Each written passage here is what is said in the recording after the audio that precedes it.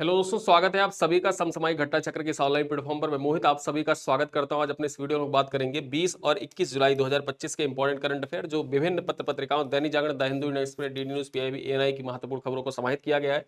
और ये क्लास आपकी बीपीएससी परीक्षा, साथ ही साथ यूपी पीसीएस परीक्षा के लिए बहुत ही महत्वपूर्ण है। प्रतिदिन न्यूज़पेपर बेस्ड जो करंट अफेयर होती है उन पर आधारित हमारी क्लास डेली शाम को 7:30 बजे आती है। और जैसा कि आप सब जानते हैं, कल यूपी स्पेशल की क्लास आई थी, जिसमें पूरे महीने जो जनवरी से लेके जून तक के जो करंट अफेयर बने थे उन सभी को एक साथ कंपाइल करके अपलोड किया गया था। ठीक है, उन सभी को एक साथ कंपाइल करके अपलोड कर दिया गया था। शाम को 7:30 बजे वो वीडियो आ गई थी। आप उसका जाइए, जिन लोगों ने देखा है बहुत अच्छा है, जिन लोगों ने नहीं देखा है वो लोग जाइए और अपना पूरा उत्तर प्रदेश स्पेशल एक बार एग्जाम के पहले आप रिवाइज कर लीजिए। उत्तर प्रदेश स्पेशल के करंट अफेयर आपके आरओ परीक्षा के लिए बहुत ही महत्वपूर्ण है। यूपी स्पेशल देखा जाए तो अच्छे खासे प्रश्न यूपी स्पेशल से आते हैं, उनमें करंट अफेयर का वेटेज ठीक ठाक है। तो उस दृष्टिकोण से देखा जाए आपके यूपी स्पेशल का कोई भी सवाल बाहर नहीं आएगा, कोई भी सवाल गलत नहीं होगा। आप उतना वीडियो फॉलो कर लीजिए, आपको सारी चीज़ें वहाँ से मिल जाएंगी। ठीक है, तो चलिए स्टार्ट करते हैं अपने करंट अफेयर की 20 और 21 जुलाई 2025 के इंपॉर्टेंट करंट अफेयर चर्चा करें यहाँ पर।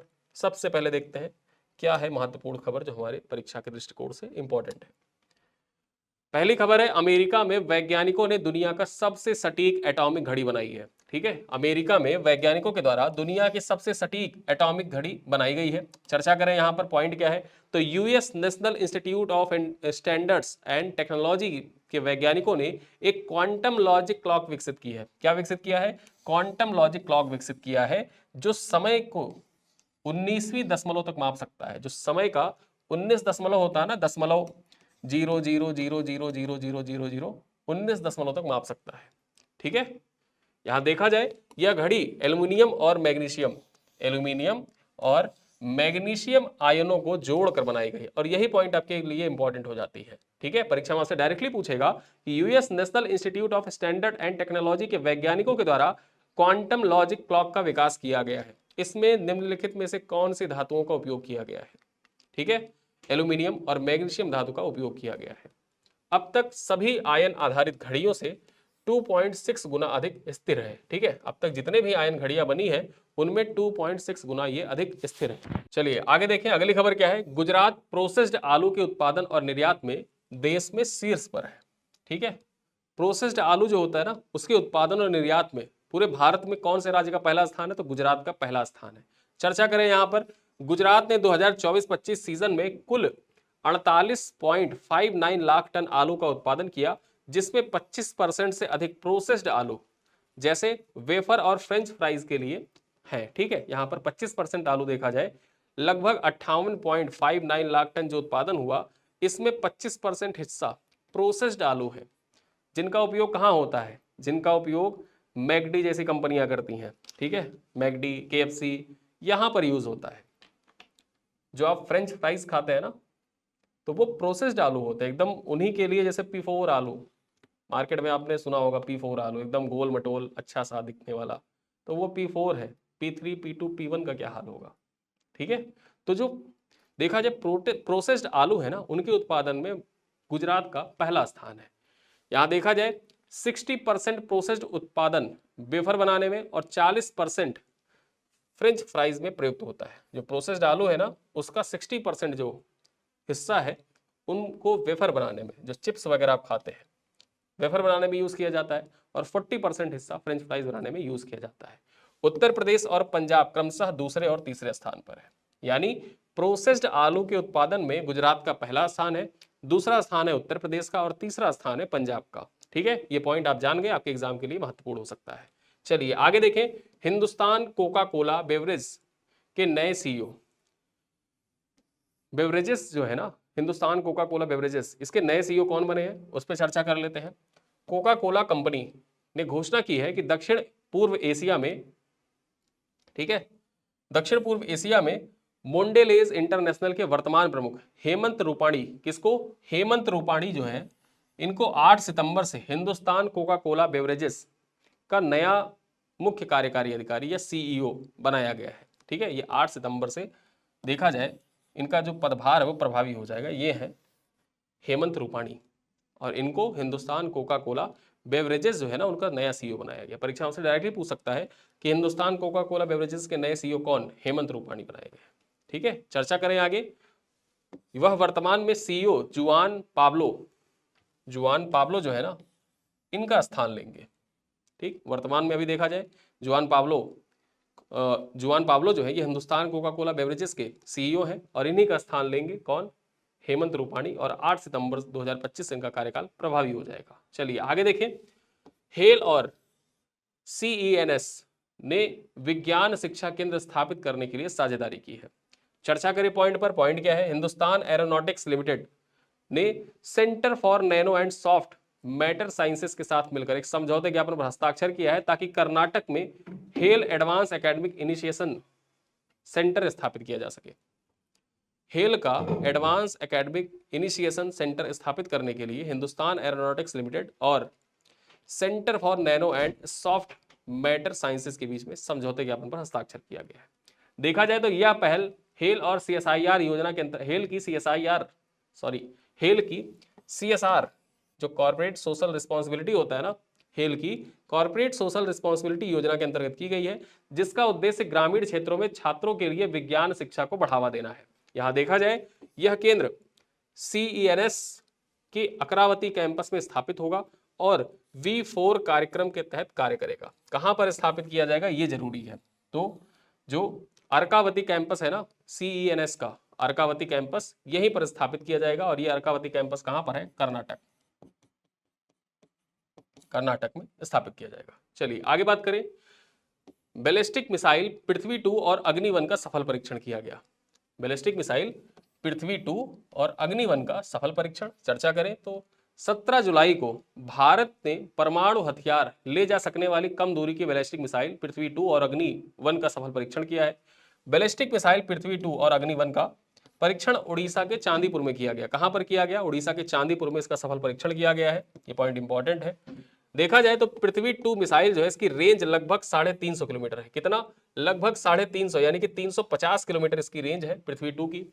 देखा जाए तो ये 500 किलोग्राम तक पारंपरिक और परमाणु हथियार ले जा सकती है। ठीक है, पारंपरिक विस्फोटक तथा परमाणु हथियार ले जाने में सक्षम है 500 किलोग्राम तक का। वहीं अग्नि-1 की बात कर ले तो अग्नि-1 मिसाइल की रेंज जो है ये 700 से 900 किलोमीटर तक है। ठीक है, और ये 1000 किलोग्राम तक भार वहन कर सकती है। 1000 किलोग्राम तक पारंपरिक और परमाणु हथियार ले जाने में सक्षम है अग्नि-1। देखा जाए इससे पहले भारतीय सेना ने लद्दाख सेक्टर में 15,000 फीट से अधिक ऊंचाई पर स्वदेशी आकाश प्राइम एयर डिफेंस सिस्टम का सफल परीक्षण भी किया था। ठीक है, तो ये पॉइंट इंपॉर्टेंट हो जाता है कि 15,000 फीट की ऊंचाई पर स्वदेशी आकाश प्राइम एयर डिफेंस सिस्टम का सफल परीक्षण कहां पर किया गया, तो ये लद्दाख में किया गया था, लद्दाख सेक्टर में। चलिए आगे देखें। डोनाल्ड ट्रंप को वीनस इनसिफिशिएंसी नामक बीमारी, जो वीनस इनसिफिशिएंसी बीमारी है इसके बारे में जान लेते हैं। ये बीमारी हाल ही में चर्चा में आ गई। डोनाल्ड ट्रंप को ये बीमारी है। ठीक है, डोनाल्ड ट्रंप को ये बीमारी है, इस वजह से ये जो बीमारी है चर्चा में आ गई। इसमें होता क्या है, यहां देखा जाए तो खासकर 70 वर्ष से अधिक उम्र के लोग जो होते हैं उनमें ये बीमारी होती है। ठीक है, इसमें होता क्या है कि हृदय से पैर तक खून का बहाव सामान्य नहीं रहता। यहां पर देखा जाए जो पैर से हृदय तक खून का बहाव है वो सामान्य नहीं रहता है और खून जो होता है ना ये पैरों में जमा हो जाता है, खून पैरों में जम जाता है बेसिकली।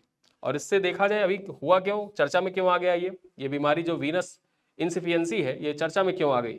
देखा जाए तो हाल ही में कुछ तस्वीरों में ट्रंप के पैरों में सूजन देखी गई और देखा जाए जो मीडिया रिपोर्ट्स और मेडिकल रिपोर्ट्स आए तो उसमें पता चला कि डोनाल्ड ट्रंप जो है ये वीनस इनसिफिशिएंसी से ग्रसित है। तो इस वजह से वीनस इनसिफिशिएंसी चर्चा में आ गई थी। चलिए आगे देखें।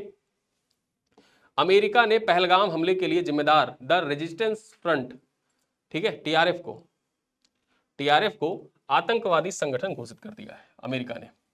और अमेरिका ने घोषित किया है तो अमेरिका के जो मित्र राष्ट्र हैं उनके द्वारा भी घोषित कर ही दिया जाएगा।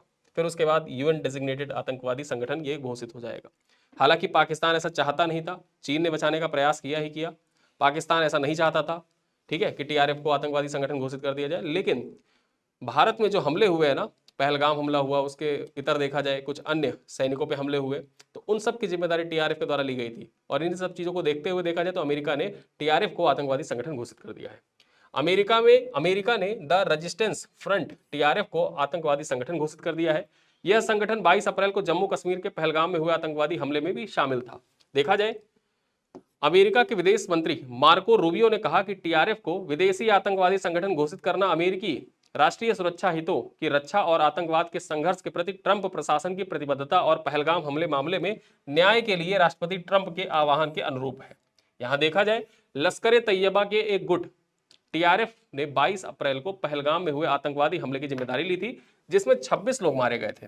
ठीक है, पहलगाम अटैक के बारे में आप जानते हैं। फिर उसके बाद ऑपरेशन सिंदूर लॉन्च किया गया और पाकिस्तान के जो आतंकी ठिकाने थे उनको मिटाने का प्रयास किया गया भारत के द्वारा। देखा जाए तो टीआरएफ ने भारतीय सुरक्षा बलों पर कई अन्य हमलों की जिम्मेदारी भी ली हुई है। ठीक है, तो इस तरीके से देखा जाए तो टीआरएफ जो है अब आतंकवादी संगठन घोषित कर दिया गया अमेरिका के द्वारा भी। चलिए आगे देखें, प्रतिष्ठित ओपन सोर्स जीआईएस कोहोर्ट पुरस्कार, यहाँ जीआईएस कोहोर्ट पुरस्कार के बारे में चर्चा कर लेते हैं। तो तेलंगाना के भद्राद्री कोठागुंडम जिले को, किसको, भद्राद्री कोठागुंडम जिला जो है ये तेलंगाना का है। इसको सार्वजनिक जीवन में भौगोलिक सूचना प्रणाली के कुशल उपयोग के लिए प्रतिष्ठित ओपन सोर्स जीआईएस कोहोर्ट पुरस्कार से सम्मानित किया गया है। ठीक है, परीक्षा में पूछा जा सकता है कि सार्वजनिक जीवन में जीआईएस का कुशल उपयोग के लिए निम्नलिखित में से किस जिले को ओपन सोर्स जीआईएस कोहोर्ट पुरस्कार से सम्मानित किया गया है? तो भद्राद्री कोठागुंडम जिला है। कहाँ का है ये? तेलंगाना का है। यहाँ पर देखा जाए तो इस जिले के जिलाधिकारी हैं जितेश वी पाटिल। इन्होंने मुंबई में आयोजित एक कार्यक्रम के दौरान जो कोहोर्ट पुरस्कार इसको प्राप्त किया। भद्राद्री कोठागुंडम जिला को गोदावरी नदी की बाढ़ के पूर्वानुमान, कौशल विकास और विभिन्न विभागों से प्राप्त आंकड़ों के समेकन सहित जन समस्याओं के समाधान में जीएसआई के उपयोग के लिए यह पुरस्कार प्रदान किया गया है। देखा जाए जो जितेश पाटिल है ना, यानी कि उस जिले के जो जिलाधिकारी हैं, उन्होंने बताया कि कपास और मक्का किसानों को जीएसआई की मदद से सहजन की पैदावार से जुड़ने के लिए प्रेरित किया जा रहा है। ठीक है, यानी कृषि विकास में भी जीएसआई इंपॉर्टेंट है। ये मौसम पूर्वानुमान भी बताता है आपको, और साथ ही साथ देखा जाए तो जो बाढ़ पूर्वानुमान है उसको भी बताता है, और जो कौशल विकास है, कौशल विकास करने में भी ये जीएसआई प्रणाली जो है ये इंपॉर्टेंट है। और इसी वजह से देखा जाए कोहोर्ट पुरस्कार प्रदान किया गया। भद्राद्री कोठागुंडम जिला जो है इसको तेलंगाना का ये जिला है, इसी को प्रदान किया गया। आगे देखें, पोलाक इमरे और वर्गा जोनस मेमोरियल टूर्नामेंट। पोलाक इमरे वर्गा जोनस मेमोरियल टूर्नामेंट चर्चा करें यहाँ पर, तो भारतीय महिला पहलवानों ने हंगरी के बुडापेस्ट में पोलाक इमरे और वर्गा जोनस मेमोरियल टूर्नामेंट में 2 स्वर्ण, 1 रजत और 1 कांस्य पदक के सहित टोटल 4 पदक जीते। ठीक है, टोटल 4 पदक यहाँ पर जीते हैं। ओलंपियन अंतिम पंघाल ने 53 किलोग्राम वर्ग कैटेगरी के फाइनल में रूस की नतालिया मालिशेवा को 7-4 से हराकर स्वर्ण पदक जीता। मई में उलन बटार ओपन के जीत के बाद देखा जाए तो इस साल उनका यह दूसरा अंतरराष्ट्रीय स्वर्ण पदक है अंतिम पंघाल का। आगे देखें, हर्षिता ने 72 किलोग्राम वर्ग कैटेगरी में भारत के लिए दिन का दूसरा स्वर्ण पदक जीता। उन्होंने अंतिम दौर में 4 बार की एशियाई चैंपियन कजाकिस्तान की झामिला बाकवर्गोनोवा को 10-0 से हराया। कितने से? 10-0 से हराया, एक तरफा मैच था। ठीक है, और दूसरा स्वर्ण पदक जीता हर्षिता ने। पहला किसने जीता था? अंतिम पंघाल ने। दूसरा स्वर्ण जीता हर्षिता ने। आगे देखा जाए, इसी बीच नेहा सांगवान ने 57 किलोग्राम वर्ग के फाइनल में पूर्व ओलंपिक चैंपियन अमेरिका की हेलेना मोरोलिस से हार का सामना किया और रजत पदक पे यहाँ पर देखा जाए संतोष करना पड़ा। ठीक है, रजत पदक के साथ संतोष करना पड़ा। चर्चा करें आगे तो 50 किलोग्राम में नीलम ने फाइनल में बेलारूसी पहलवान सोनिया स्टैंकविच से हारकर कांस्य पदक जीता। ठीक है, तो कांस्य पदक किसने जीता, रजत किसने जीता और स्वर्ण किसने जीता, ये चारों नाम आपको पता चल गए कि अंतिम पंघाल और हर्षिता ने यहाँ पर स्वर्ण जीता है। वहीं पर देखें तो नेहा सांगवान ने रजत पदक जीता है। साथ ही साथ जो नीलम है, इन्होंने देखा जाए तो इन्होंने कांस्य पदक जीता है। ठीक है, तो इस प्रकार देखें तो पोलाक इमरे और वर्गा जोनस मेमोरियल टूर्नामेंट जिसका आयोजन कहाँ पर किया गया? बुडापेस्ट हंगरी में हुआ था, और यहाँ पर 4 पदक जीते गए हैं, जिनमें 2 स्वर्ण, 1 रजत और 1 कांस्य पदक शामिल है। आगे देखें, अगली खबर क्या है? विश्व शतरंज दिवस के बारे में, वर्ल्ड चेस डे के बारे में चर्चा कर लेते हैं। तो हर साल 20 जुलाई को पूरी दुनिया में विश्व शतरंज दिवस मनाया जाता है, जो कि अंतरराष्ट्रीय शतरंज महासंघ की स्थापना की वर्षगांठ है, जिसे 1924 में पेरिस की स्थापित किया गया था। आपको यहाँ पर एक पॉइंट जानना होगा कि जो फिडे है ना, अंतरराष्ट्रीय शतरंज महासंघ, ठीक है, इंटरनेशनल चेस फेडरेशन, इसको कब स्थापित किया गया था? इसको स्थापित किया गया था 1924 में। ठीक है, 1924 में इसको स्थापित किया गया था। कहां पर स्थापित किया गया था? पेरिस में। और 20 जुलाई 1924 को इसकी स्थापना हुई थी, और उसी चीज को सेलिब्रेट करने के लिए हर साल 20 जुलाई को जो दिन होता है, इसको विश्व शतरंज दिवस के रूप में सेलिब्रेट किया जाता है। शतरंज की उत्पत्ति के बारे में देखें तो आप जैसे जानते ही हैं, महाभारत आपने देखा होगा, तो वहां भी शतरंज जैसा खेल ही होता था। ठीक है, महाभारत में प्रचलित था शतरंज। यहां देखा जाए तो शतरंज की उत्पत्ति भारत में लगभग 1500 साल पहले हुई थी, जहां इसे चतुरंग कहा जाता था। क्या कहा जाता था? चतुरंग के नाम से जानते थे। जो शतरंज है ना, इसको चतुरंग के नाम से जाना जाता था। एक ऐसा खेल जो सैन्य के 4 विभागों का प्रतिनिधित्व करता था। सैन्य के 4 विभागों का प्रतिनिधित्व करता था, चतुरंग कहा जाता था उस टाइम पे। हुआ क्या कि यह खेल जैसे जैसे फारस, अरब की दुनिया और अंततः यूरोप में फैला, इसके नियम और मोहरे बदलते गए और आज आधुनिक शतरंज के रूप में अस्तित्व में आया। ठीक है, तो जो भारत से शतरंज की उत्पत्ति हुई थी, वो धीरे धीरे जब फारस और फारस से फिर उसके बाद यूरोप की तरफ बढ़ा, तो यूरोप में शतरंज खेलने के नियम कानून बना दिए गए कि घोड़ा 2.5 कदम चलेगा, हाथी सीधे चलेगा, प्यादा 1 कदम चलेगा। ये सारे नियम कानून यूरोप ने बनाए। ठीक है, और फिर उसके बाद आधुनिक जो शतरंज है उसका स्वरूप आपके सामने आया। चलिए आगे देखें, अगली खबर क्या है? अंतरराष्ट्रीय चंद्र दिवस 2025। अब ये अंतरराष्ट्रीय चंद्र दिवस 2025 है, इसके बारे में चर्चा कर ले। तो 20 जुलाई का जो दिन होता है, इसको अंतरराष्ट्रीय चंद्र दिवस के रूप में सेलिब्रेट करते हैं। 20 जुलाई को अंतरराष्ट्रीय चंद्र दिवस मनाया जाता है। देखा जाए तो यह दिन 1969 में अपोलो 11 मिशन के दौरान चंद्रमा पर मानव के पहले कदम की वर्षगांठ का प्रतीक है। यहां देखा जाए इसी दिन यानी कि 20 जुलाई को अपोलो 11 मिशन के तहत देखा जाए 1969 में मानव का पहला कदम चंद्रमा पर पड़ा था। और यहाँ पर वो फुटप्रिंट आप देख सकते हैं, पैरों के निशान देख सकते हैं, फुटप्रिंट।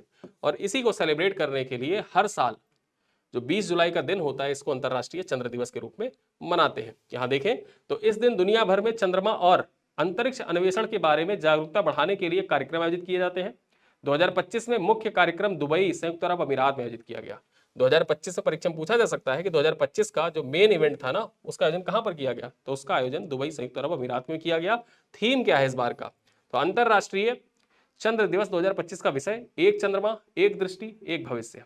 ठीक है, one moon, one vision, one future इसका थीम था। ये इंपॉर्टेंट है आपके लिए।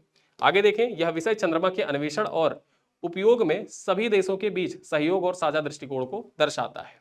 ठीक है, चलिए आज का हमारा अंतिम खबर क्या है? अंतिम खबर है कि 10वीं जूनियर राष्ट्रीय रग्बी 7 चैंपियनशिप के अंडर 18 का खिताब। यहां पर देखें, चर्चा कर ले। बिहार ने 10वीं जूनियर राष्ट्रीय रग्बी 7 चैंपियनशिप का अंडर 18 का खिताब जीत लिया है। बिहार ने 10वीं जूनियर रग्बी 7 चैंपियनशिप में अंडर 18 का खिताब जीता है। और किसको पराजित किया है तो उसके बारे में भी चर्चा कर ले। तो गत विजेता उड़ीसा को पराजित किया है। किसको? गत विजेता उड़ीसा को पराजित कर यह खिताब जीता है। और बिहार ने इसी सप्ताह देखा जाए तो अंडर 80 बालिका वर्ग का खिताब भी जीता था। यानी कि जो अंडर 80 रग्बी चैंपियनशिप है ना, उसमें मेल और फीमेल दोनों कैटेगरी में अवार्ड किसने जीता है, किस राज्य ने जीता है? तो दोनों कैटेगरी में देखा जाए तो बिहार ने ही जीता है। ठीक है, तो इसी के साथ आज के जो इंपॉर्टेंट करंट अफेयर थे वो होते हैं समाप्त। अब आते हैं कुछ प्रश्न हैं आपके लिए, जिनका उत्तर आप कमेंट बॉक्स में दीजिएगा। क्वेश्चन नंबर 1, पहला सवाल क्या कह रहा है? एटमिक घड़ी, ठीक है, एटमिक लॉजिक क्लॉक के संदर्भ में निम्न कथनों पर विचार करें। स्टेटमेंट 1 है, अमेरिका की नई क्वांटम लॉजिक घड़ी समय की 19वीं दशमलव तक माप सकती है। दूसरा है, यह घड़ी एल्युमिनियम और मैग्नीशियम आयनों से बनी है और अब तक की सबसे स्थिर आयन घड़ी है। ठीक है, कौन सा विकल्प सही है? केवल एक सही है, केवल 2 सही है, दोनों सही है, या दोनों असत्य है? क्वेश्चन नंबर 2, अब यहां पर क्वेश्चन नंबर 2 क्या कह रहा है? प्रोसेस्ड फूड, ठीक है, प्रोसेस्ड फूड आलू, ठीक है, जो प्रोसेस्ड आलू है, यहां देखा जाए इसके संदर्भ में कथनों पर विचार करना है। बताइए स्टेटमेंट 1 क्या कह रहा है? गुजरात देश में प्रोसेस्ड आलू उत्पादन में पहले स्थान पर है। ठीक है, देखा जाए स्टेटमेंट 2 कह रहा है, स्टेटमेंट सेकंड कह रहा है कि फ्रेंच फ्राइज का उत्पादन वेफर की तुलना में अधिक होता है। ठीक है, अब आप बताइए कौन सा कथन सही है? केवल एक, केवल 2, दोनों, या दोनों असत्य है? क्वेश्चन नंबर 3 क्या कह रहा है? क्वेश्चन नंबर 3 कह रहा है कि निम्नलिखित कथनों पर विचार करें। स्टेटमेंट 1 है, स्टेटमेंट 1 कह रहा है कि हेमंत रूपाणी को हिंदुस्तान कोका कोला बेवरेजेस का नया सीईओ नियुक्त किया गया है। स्टेटमेंट 2 कह रहा है कि वे वर्तमान सीईओ जुआन पॉब्लो का स्थान लेंगे। अब यहाँ आप बताइए कौन सा कथन सही है? केवल एक सही है, केवल 2 सही है, दोनों सही है, दोनों असत्य है? यहाँ पर देखा जाए क्वेश्चन नंबर 4 क्या कह रहा है? निम्नलिखित कथनों पर विचार करें। स्टेटमेंट है, HAL ने CENS के साथ मिलकर hello advanced academic initiation centre की स्थापना की है। दूसरा है, यह केंद्र गुजरात के वडोदरा में स्थित होगा। जो V4 कार्यक्रम के तहत संचालित होगा। कौन सा विकल्प सही है? केवल एक सही है, केवल दो सही है, दोनों सही है, या दोनों कथन असत्य है। ठीक है, या दोनों कथन पे देखा जाए तो पहला सत्य है और दूसरा गलत है, ये आपको बताना है। केवल एक सत्य है, केवल दो सत्य है, दोनों सत्य है, या पहला सत्य है और दूसरा गलत है। ठीक है, चलिए आगे देखें। निम्नलिखित, यहां पर पांचवा सवाल है। पांचवा सवाल क्या कह रहा है? निम्नलिखित कथनों पर विचार करें। स्टेटमेंट 1 है पृथ्वी 2 की रेंज 350 किलोमीटर और अग्नि 1 की रेंज 700 से 900 किलोमीटर है। दूसरा स्टेटमेंट कह रहा है अग्नि 1 मिसाइल अधिक भार यानी कि 1000 किलोग्राम वहन कर सकती है, जबकि पृथ्वी 2 मिसाइल है इसकी क्षमता 500 किलोग्राम। अब आपको बताना है यहाँ पर केवल एक सत्य है, केवल दो सत्य है, दोनों सत्य है, या दोनों असत्य है। ठीक है, तो यहाँ पर आपसे पूछे गए हैं 5 सवाल और इन 5 सवालों का उत्तर आप कमेंट बॉक्स में दे सकते हैं। वीडियो कैसा लगा कमेंट में आप बता सकते हैं। इस वीडियो की PDF PPT इत्यादि आपको इसी वीडियो के डिस्क्रिप्शन में आप जाएंगे तो वहाँ पर एक लिंक है, उस पर आप क्लिक करेंगे तो आप हमारे मंथली पैकेज जो जुलाई महीने का उसको ज्वाइन कर सकते हैं। और जुलाई महीने के पैकेज में आपको डेली करंट अफेयर की वीडियो क्लास, वीडियो PPT, उसके बाद प्रिंटेबल PDF, महीने के एंड में प्रिंटेबल PDF, प्रतिदिन 10 MCQ का टेस्ट और महीने के एंड में फुल टेस्ट मिलता है। ये सारी चीज़ें आपको मिल जाएंगी। और पैकेज ज्वाइन करने के बाद आप हमारे हेल्पलाइन नंबर पर कॉल करिएगा। हेल्पलाइन नंबर पर कॉल करने के बाद आपको व्हाट्सएप कम्युनिटी में ऐड कर दिया जाएगा, जहाँ पे आपको प्रिंटेबल PDF मिलती है। और हमारे जो व्हाट्सएप मतलब आपको जो हेल्पलाइन नंबर पर कॉल करना ना, उसकी टाइमिंग है। आप रात की 11 बजे 12 बजे कॉल करेंगे तो आपका रिस्पॉन्स नहीं आएगा। कुछ लोग होते हैं फिर आते हैं कमेंट में करते हैं कि सर हमने कॉल किया, पूरी पूरी रिंग गई, किसी ने उठाया नहीं। रात के 12 बजे कोई फ़ोन नहीं उठाता है। किसी भी ऑफिस, किसी भी संस्था के फ़ोन पर आप कॉल कर रहे हैं तो संस्था के फ़ोन पे कॉल कर रहे हैं तो आप ये उम्मीद करिए कि जब संस्था ऑफिस टाइम हो, ऑफिस टाइम में ही कॉल करिए। दोपहर के 12 बजे से शाम के 8 बजे तक आप फ़ोन कर सकते हैं। आप फ़ोन करिए, उसके बाद आपको व्हाट्सएप कम्युनिटी में ऐड कर दिया जाएगा। रात के 12 बजे आप फ़ोन करेंगे तो इस उम्मीद से बिल्कुल भी मत रहिएगा कि रात के 12 बजे आपका फ़ोन उठा के आपको व्हाट्सएप कम्युनिटी में ऐड किया जाएगा। ठीक है, तो जो ऑफिस टाइम है, ऑफिस टाइम में आप कॉल करिए, आपका पूरा सहयोग किया जाएगा। इसी के साथ वीडियो करते हैं यहीं पर समाप्त। मिलते हैं अगली क्लास में, तब तक के लिए।